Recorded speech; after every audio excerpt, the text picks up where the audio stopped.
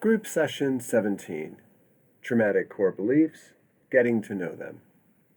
Quote, "There are a few mirrors in my house, but I never look into them. Well, maybe for a second, just to be sure I'm not too much of a mess. I hate mirrors." End quote. Tim. Understanding and managing traumatic core beliefs can be a powerful way for many to create a more positive and compassionate view of themselves. Getting to grips with traumatic core beliefs can also help with developing healthier relationships, feeling more confident in getting needs met, and expressing one's unique abilities.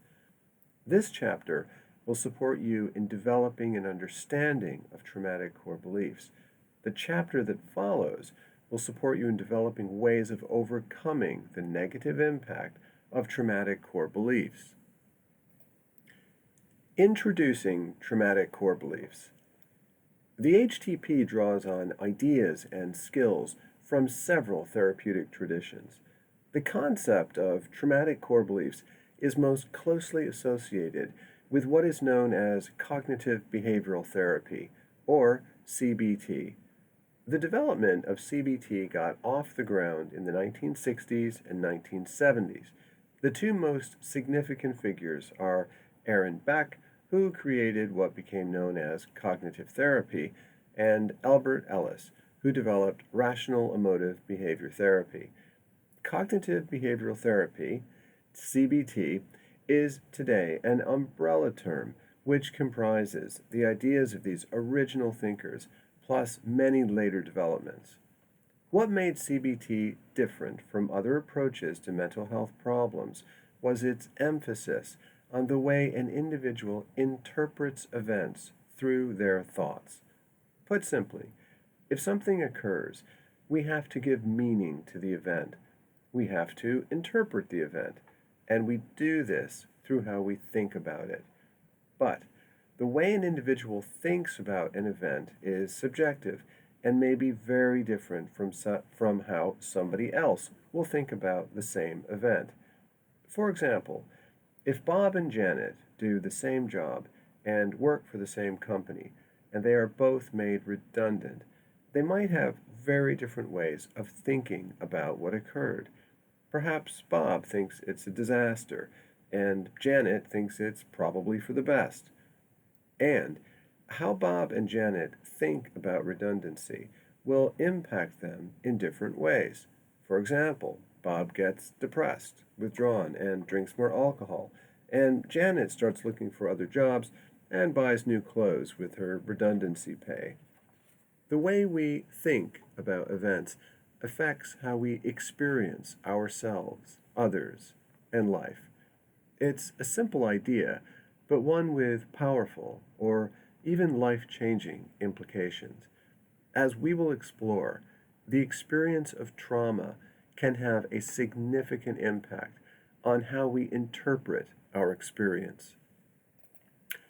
In the early days of CBT, there was a lot of emphasis on depression and anxiety disorders and the immediate conscious thoughts people seem to have, sometimes known as automatic negative thoughts.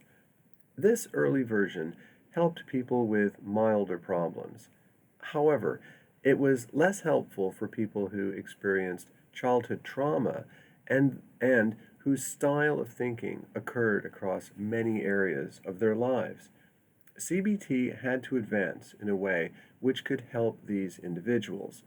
Aaron Beck and his colleagues redeveloped cognitive therapy to do just this. And a psychologist named Jeffrey E. Young and his colleagues developed schema therapy, a model which is well suited to individuals who experienced childhood trauma. Beck and Young realized that many people who experienced childhood trauma had a style or pattern of reacting to many events that went deeper than simple automatic negative thoughts. This deeper or more pervasive style of thinking was described as traumatic core beliefs, or just core beliefs. The similar term schema is used by Young, Beck, and others. So, What is a traumatic core belief? A traumatic core belief is a concept or an idea meant to help us understand certain psychological experiences. There are three features of a traumatic core belief. 1.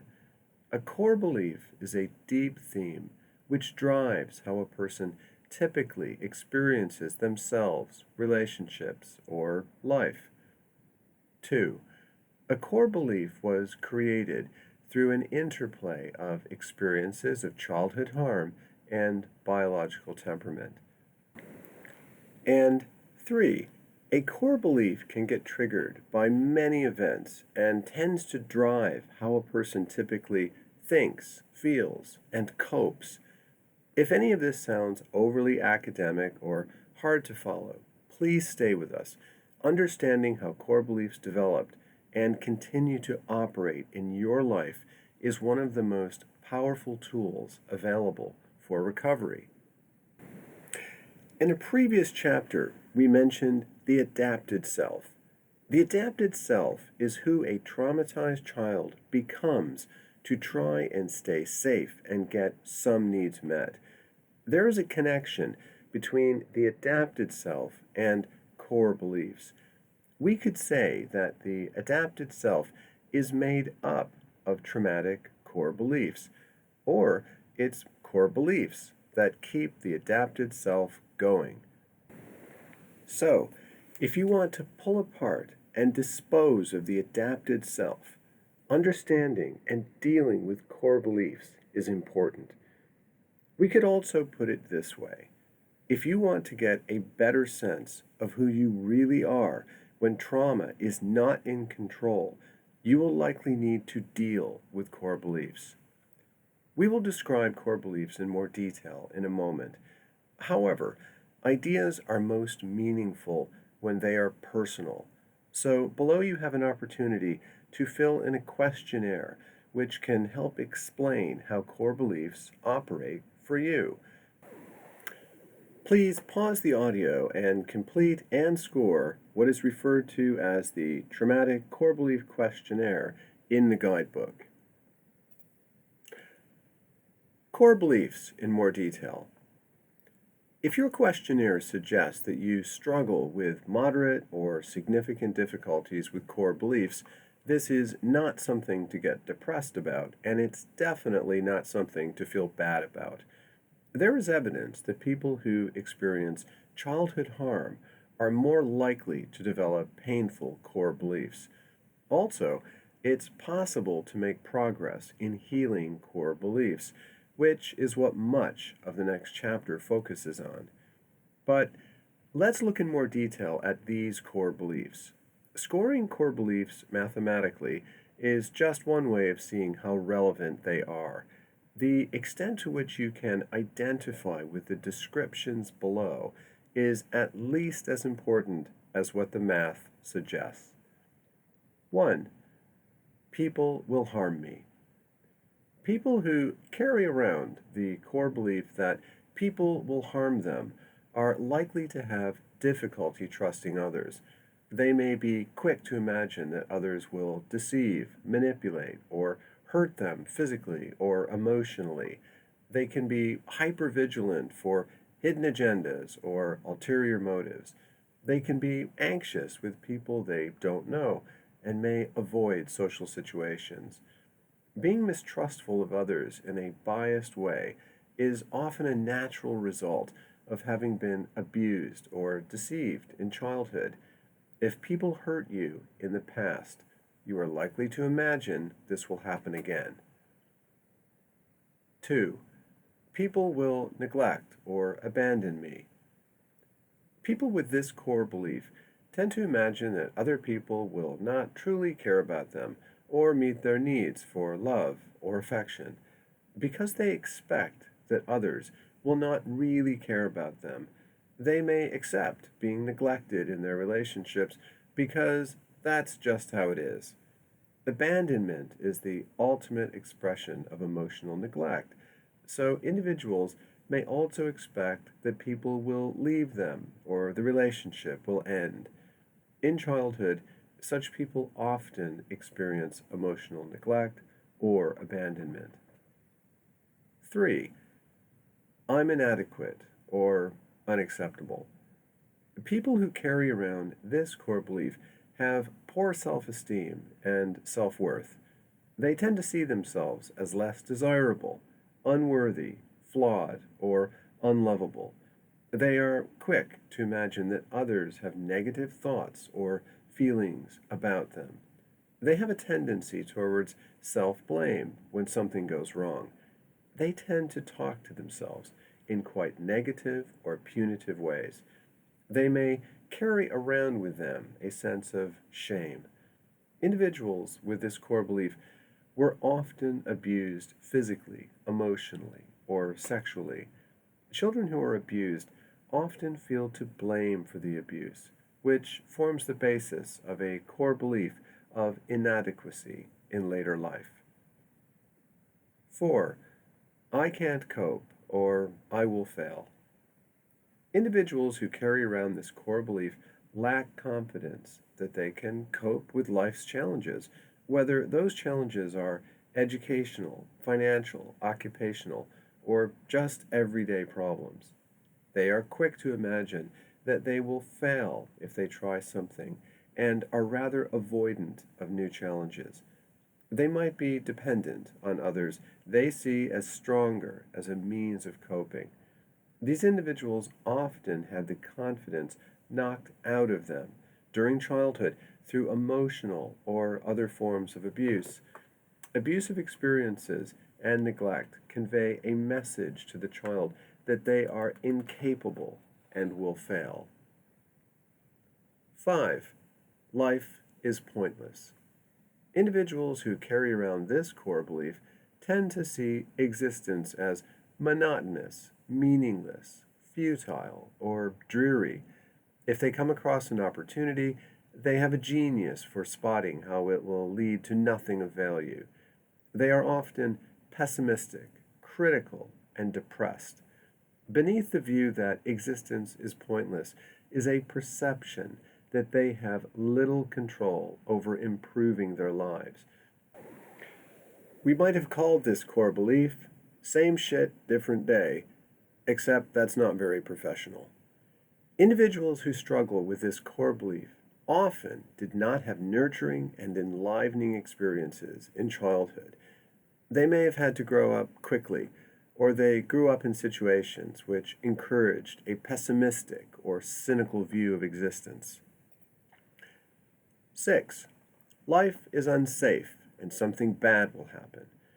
This core belief is a counterpart to other people will harm you. Rather than feeling easily threatened by other people, this core belief relates to seeing life itself as dangerous.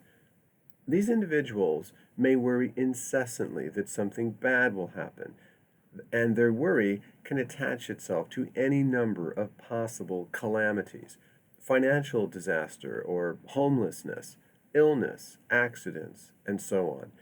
They may have phobias, irrational fears, and some are inclined to obsessive compulsive coping. Some can worry that they will be in big trouble, though they might not know exactly how. Such individuals were often abused or had chaotic childhoods where disasters really did happen. Life was not safe when they were young, so they are quick to imagine that the world continues to be a threatening place. Exercise 1. Your thoughts on core beliefs. You've had an opportunity to complete a questionnaire and read descriptions of 6 core beliefs. You may have found that many or even all core beliefs are difficult for you, or you may see that there are particular core beliefs which seem especially challenging, while others are less of a problem. Please reflect on the questionnaire and descriptions and describe below your thoughts about how core beliefs seem to operate for you, i.e., are there some core beliefs which seem especially difficult? If so, why might this be the case? Please pause the audio and complete exercise 1 in the guidebook. Core beliefs and automatic negative thoughts. It's useful to understand how CBT distinguishes core beliefs from automatic negative thoughts. Automatic negative thoughts are the moment-to-moment thoughts going through an individual's mind. Core beliefs are the deeper and more pervasive aspects of an individual's personality, which act as the driving force behind many automatic negative thoughts. The word automatic is used because that is often how thoughts occur when we experience a threat. When a core belief gets triggered, people don't decide to think the way they do. The thoughts seem to come pretty much automatically to mind. When a core belief gets triggered, it typically causes you to experience the present as if it were the traumatic past. If this sounds complicated, here is a straightforward way to think of it. One of the core beliefs your questionnaire explored is, people will harm me. If an individual carries around a core belief that other people are likely to harm them, that core belief can get triggered by many different events. Sally was abused by her parents, sexually abused by a neighbor, and then re-traumatized in adulthood by 3 partners. People will harm me is an understandable core belief which has become a part of her. When this core belief is triggered, she will experience negative automatic thoughts specific to the current situation. If a friend texts her and asks if she can babysit, Sally may think, quote, she's just using me, end quote. That's the automatic negative thought. If a cashier gives her the wrong change and she has to correct him, Sally might think, quote, he tried to rip me off. That is the automatic negative thought. If Sally is at her book club meeting and notices 2 women speaking quietly to one another, Sally may think, quote, they're talking shit about me, end quote. That is the automatic negative thought. Even though the content of these automatic negative thoughts differ in each situation, the driving force underlying these thoughts is the same core belief. People will harm me. However, it's important to point out that not all automatic negative thoughts are driven by core beliefs. For example, if you are approached by an aggressive man in a dark alley and you think, he might hurt me, this sounds like a healthy and reality-based thought. Automatic negative thoughts driven by core beliefs are biased by past trauma, and as a result, they tend to be unrealistic and out of proportion. How do core beliefs develop? The general view is that there are 2 interacting reasons why core beliefs develop. These reasons relate to the idea that we are all products of nature, or our inborn biology, and nurture, or our experiences, especially the quality of our childhood relationships. Core beliefs develop due to mistreatment, neglect, or abandonment. That's nurture. In a previous chapter, you explored the messages you received in childhood, either directly through what was said to you or indirectly through how you got treated. If the message, you are useless, is conveyed to you through others' words or actions often enough, you absorb the message. This message is the basis of core beliefs, such as I am inadequate or unacceptable, or I can't cope, or I will fail. Childhood abuse originally caused the core beliefs to develop, and then the core beliefs took on a life of their own when the abuser was no longer there to send the messages.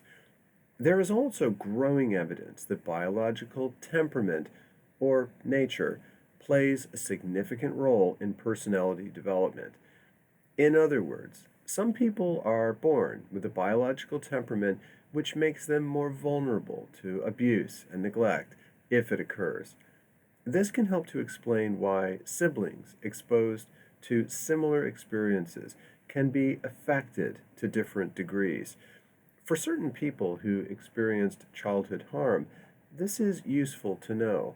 Some people can feel like a failure because they seem to have been badly affected by childhood harm, whereas the impact on others they grew up with seems less significant. Biological sensitivity to trauma can help explain this. Triggers. For those who experienced childhood harm, triggers can be anywhere. Triggers can be at the post office, some news item on the radio, the phone ringing, the mail arriving, a sudden noise, something your partner said, or the expression on a stranger's face. However, core beliefs are not constantly being triggered. Core beliefs can lie dormant. They exist and are part of you because of the many traumatic events you experienced, but they are often waiting to be triggered. So, core beliefs can at any time lie dormant or they can be activated by a trigger.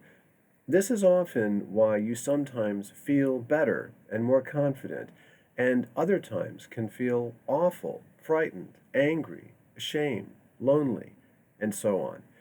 What will trigger a particular core belief will vary from person to person because it depends on past experiences. Pulling these ideas together. People who experienced childhood harm are more likely to find themselves encountering powerful and painful emotions, torturous thoughts, and disturbing impulses. These difficult states of consciousness can seem both bewildering and overwhelming. One of the values of the CBT approach is that it encourages individuals to stand back and observe their experiences. In getting some distance, you can break down what is happening into meaningful parts. This can then allow you to feel a better sense of control, feeling less bullied by the damaging effects of past trauma and more confident that you can handle your emotions and direct your life is important. The chart below illustrates how experiences can be pulled apart in meaningful ways. This chart is general rather than relating to any individual's particular experience.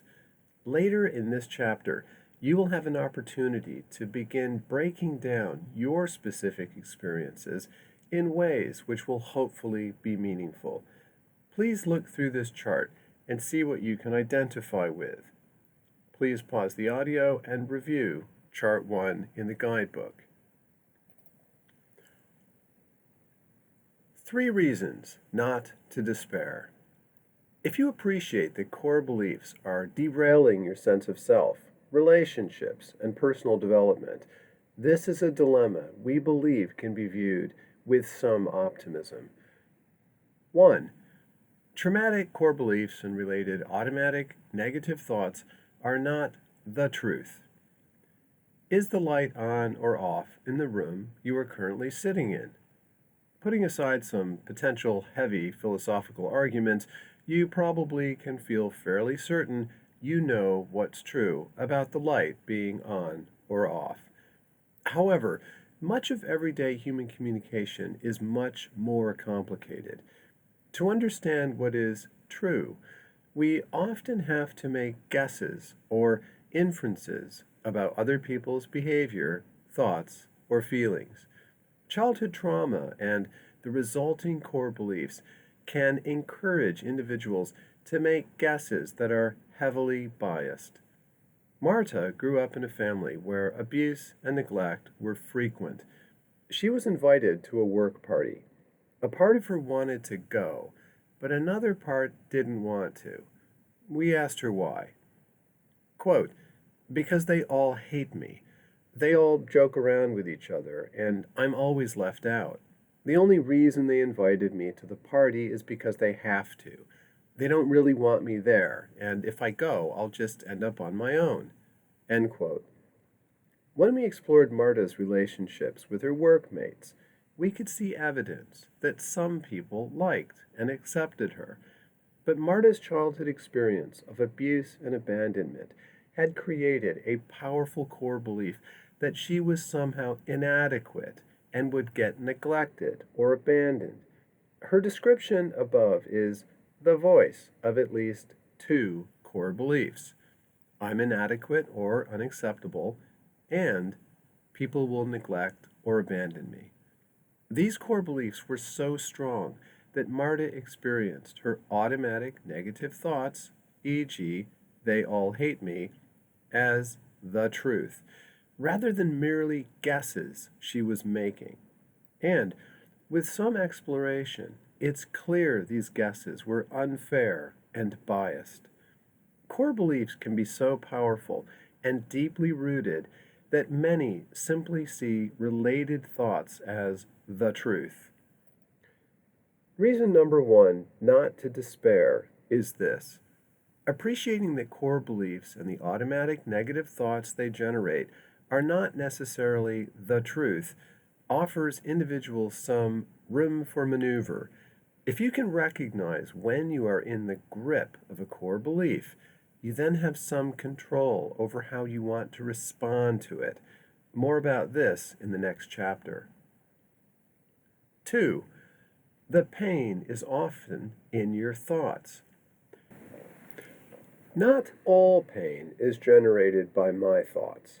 If I accidentally hit my hand with a hammer or someone is threatening me, the source of physical or emotional pain is real. However, core beliefs and the automatic negative thoughts they generate exist in my head, and these are my thoughts. They may have deep roots in many historical experiences of abuse, neglect, or abandonment, and they might be triggered by something happening now. But the thoughts I'm having are in my head. This might sound like an obvious or even pointless thing to say. However, for many people who experienced childhood harm, the psychological pain they are feeling can seem to be caused by events outside of their control. Many people we work with know the experience of ruminating for hours over some perceived threat or insult and the intense fear or anger it generates. In such states, an individual can imagine they are helpless because the cause of the pain seems to be out there in another person or some event. In such a state, it's hard to appreciate how much pain is generated by one's mental thoughts and images. Marion was abandoned by her mother at 6 and did not feel emotionally attached to any carer throughout childhood. When she discovered that her ex-husband had a new partner, she spent days in a state of anger and depression and ruminated constantly. It was hard work, but eventually she saw that so much of her psychological pain was being generated inside her head. We really liked her use of the word liberating in the quote below. Quote, I'd been so angry and distraught that I'd hardly slept in days.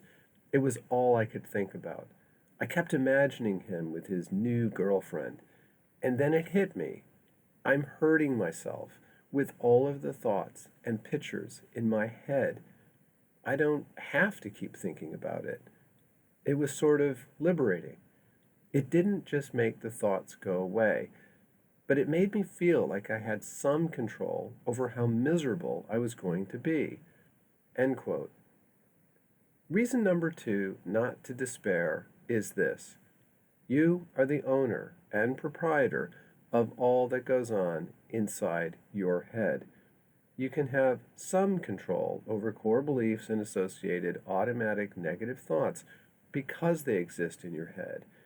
We highlight the word some because we appreciate how very deep and powerful core beliefs are. The extent to which individuals can control core beliefs and related automatic thoughts does vary. Some individuals can develop substantial control, but it may be a much more difficult task for others. What's important is that people can move in a positive direction, and even gaining 10 to 15% more control represents progress. 3. The existence of core beliefs is not your fault. Our view is that individuals should take responsibility for managing core beliefs that generate misery, but the existence of such core beliefs is not the person's fault. If you glance over the descriptions of the 6 core beliefs above, you will note that at the end of each description, we highlight the typical childhood experiences which generate each core belief. And for some individuals, biological temperament may play a role. Harmful experiences, and sometimes biology, are significant causal factors of core beliefs. The existence of core beliefs is not an indication of some personal flaw or defect. Reason number 3 not to despair is this: the fact that you struggle with core beliefs is not your fault, so go easy on yourself. Observing and recording trauma-based core beliefs. Thus far, you have been reading about core beliefs in a theoretical way. This can be a good start for many, but your core beliefs are not theoretical. They get triggered within your daily life and have a very real impact on your emotions, physiology, relationships, and personal development. To get intimately acquainted with your core beliefs and all that goes with them, you have to observe them in action. In a previous chapter, you worked on developing your observing self, and this capacity is just what you are accessing to notice core beliefs when they occur. The exercise that follows represents a structured way to use your observing self to track core beliefs. We want to highlight an issue based on our experience of working with many people who encountered childhood harm. You may feel some resistance to journaling core beliefs. The resistance may express itself in forgetting about doing it, deciding you're too busy, telling yourself that you already know all about it, or worrying that you won't do it correctly. This last one applies especially to those with core beliefs such as I'm inadequate or unacceptable, or I can't cope, I will fail. If you feel resistance to journaling, the reason might be as follows. Core beliefs do not want to change. They are so much a part of an individual that successfully challenging them might seem about as likely as deciding you will be 3 inches taller. We can sometimes be more comfortable with what is causing us pain than what might be otherwise. So changing might not seem possible or even a good idea. Below is some journaling a person we worked with named Barbara did concerning 3 situations. Barbara was never able to bond with an alcoholic mother and was physically and emotionally abused by an older brother. How you journal situations in your life will be very specific to those situations and your core beliefs, but Barbara's journal serves as an example. Please pause the audio and review Barbara's journal in the guidebook. Exercise 2. Journaling core beliefs. As mentioned, trauma-based core beliefs drive biased and unrealistic ways of thinking about yourself, others, and life. Sometimes an interpretation or a thought about an event is realistic, and your feelings are in proportion to some disappointment or threat. In this case, you haven't unearthed a traumatic core belief. You're just doing some clear-headed thinking, which probably contains some useful information. Part of the challenge is to see the difference between reactions driven by core beliefs and reactions which are in proportion to real threats or disappointments. Here are 3 tips for using the journal below. First, the triggers do not need to be massive or represent some crisis. Even small events can trigger core beliefs. The more times you can journal situations and reactions, the more practice you get at spotting historical trauma's biggest adversary. Second, most triggers are events occurring in your life, but a trigger can also be thoughts, images, or memories in your head. This is sort of an internal event. You can journal triggers whether they are external events happening in your life or internal events happening in your head. You can find core beliefs either way. Third, it's helpful to have a copy of the journal that you can take with you in a purse, wallet, or pocket. You'll want to fill it in as soon as you think a core belief is being triggered. If a core belief is triggered, you're likely to be most aware of strong negative feelings, physical sensations, and automatic negative thoughts. You can fill in the journal from left to right or in any order. You can start with emotions and automatic thoughts if you like, then work backwards to the trigger, and then the core belief. The next chapter will focus on healing core beliefs. All you need to focus on now is noticing and describing them. Please pause the audio and review the journal at the end of the chapter. This ends the audio for the chapter on traumatic core beliefs, getting to know them.